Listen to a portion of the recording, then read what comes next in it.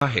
ہود علیہ السلام کو اللہ تعالیٰ نے اپنی رحمت سے نجات دی، باقی تمام جگہوں پر تباہی تھی، لیکن جس جگہ ہود علیہ السلام اور ان کے ساتھی تھے اس طرف یہ ہوا پھٹکی بھی نہیں۔ کہا جاتا ہے کہ ایک باڑ تھی جس میں ہود علیہ السلام، حیوانات، چوپائے اور ان پر ایمان لانے والے تھے، اور آندھی نے ہر چیز کو فنا کر ڈالا۔ اللہ تعالیٰ سورہ آراف آیت 72 میں فرماتے ہیں،